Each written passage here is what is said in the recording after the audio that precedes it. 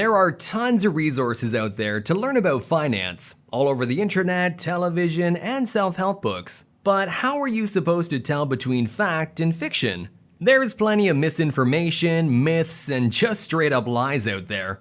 Wading through it can be difficult, or it can just feel downright impossible. It doesn't have to feel that way though. And today, we've compiled 6 of the top myths about personal finance so that you can navigate through the treacherous waters of research with a little bit more confidence. So let's get into it.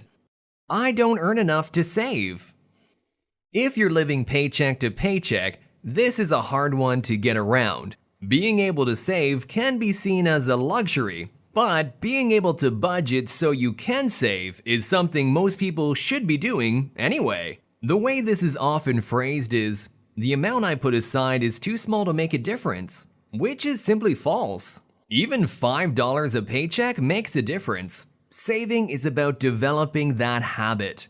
Suppose you set aside the change from every little purchase, either with an automatic setup through your bank card or physically setting aside the change you have left over.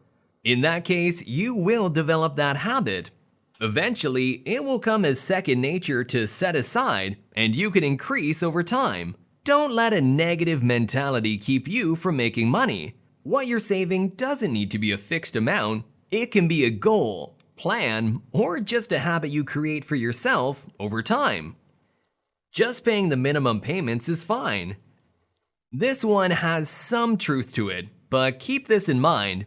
Credit card companies might love you, but not the reason you want. Paying minimum might keep you going for a while. Still, paying only minimum payments won't let you get on top of your bills, as companies will continue to make money off the interest you're incurring over time. The quicker you pay off your bills, the sooner you can get in control of them. While for a time you can make minimum payments, they will eventually make you pay way more than the actual price of the purchase. You can make minimum payments, and it won't hurt you in the short term, but planning to pay off should be at the forefront of your mind.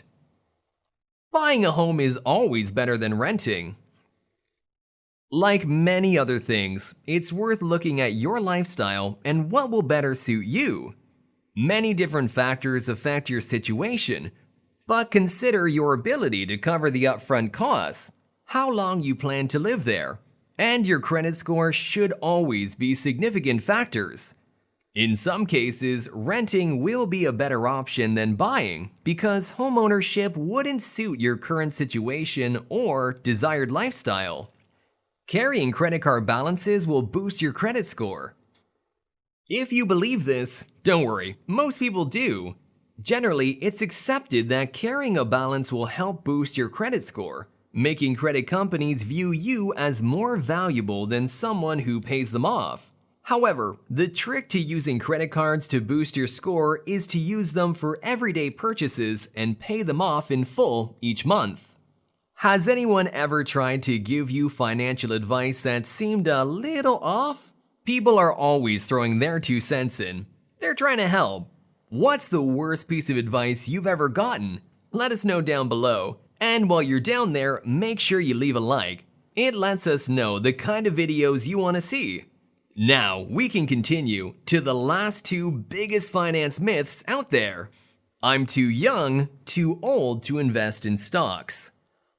Honestly, looking at stocks and other forms of investment can be daunting to someone who's not comfortable with the internet or online currencies. And you can start feeling like you're too old, but it works both ways. Doing time and research doesn't have an age restriction. Someone who jumps into an investment in their 20s is just as good as diving in your 60s, 70s, or 80s. Look at 84-year-old Warren Buffett with his vast array of investments, or the young startups getting their investing careers early on. Nothing is holding you back from starting investing today, and definitely not your age. There is a right time to start saving for retirement. A lot of finance myths center around it being too soon or too late to start saving for retirement. One commonly held belief is that after the age of 50, it's too late. That's so far from the truth. Due to our ever-increasing life expectancy, people live longer and work later in life. So, if you're past 50 and wondering if you waited too long, there's no such thing. On the other hand, some people don't think it's essential to start until you're 40, which is also not true. The sooner you start, the more you can save. If you start at the age of 25, for example, and at the time you're able to invest just $500 in a money market account, earning 8% and adding just $50 a month, you'll have saved $186,687.08 by the age of 65. There is no right time because the right time is whenever you think of it. It doesn't matter if you're 15 with your first job or well into your middle ages with a career under your belt. Being able to save anything at any time will benefit you. Like all financial advice, you're going to want to dive into the topic and do your research. But when you run across advice like some of these, approach it with a healthy amount of skepticism. Your finances are only dictated by your ability to wade through and make decisions for yourself. And no advice is going to be one size fits all for anyone. If you like this video, make sure you check out the other videos on the channel.